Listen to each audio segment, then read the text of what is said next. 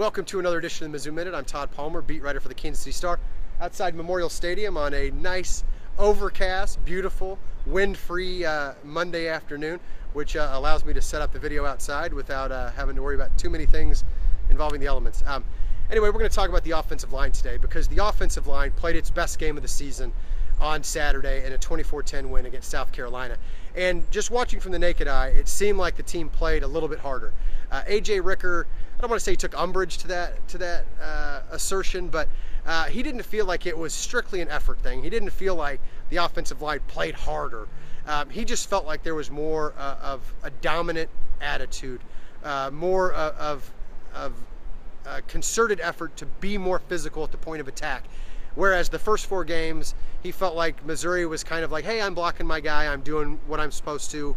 He felt like they came out against South Carolina and were more like, I am going to bury this guy. I'm going to put him in the ground. I'm going to do my job and do it as well as I can.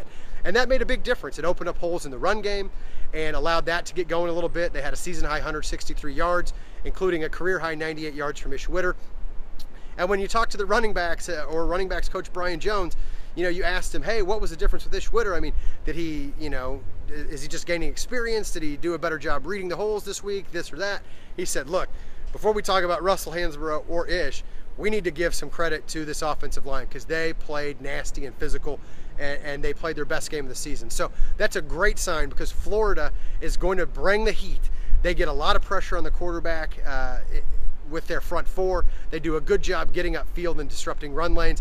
Missouri is going to have to be physical and at the point of attack once again. They're going to have to do a good job sustaining blocks and finishing blocks if Missouri's offense is going to have any chance. And you might remember last year Missouri crushed Florida down in the swamp 42-13, but they had 4 return touchdowns in that game and the defense set up some other short fields. The offense was not very good in that game. Matty Mock was 6 of 18 for 20 yards and they only had 119 total yards of offense last time they played Florida. Florida's always had talent on that side of the ball and they do once again. So Missouri is going to have to continue to play better on the offensive side of the ball if they want to give themselves a chance. Now, one reason I think they can do it is because Evan Boehm is as close to 100% as he's been all season.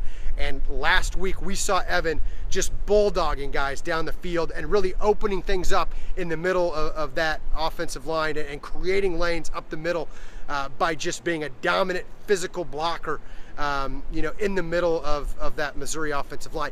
If he can do that again, and again, it's going to be a tougher task against Florida, but if he can do that again, I think Missouri's got a decent chance of being able to move the football and put some points on the board. And if the defense plays well, give the Tigers a chance to win this football game.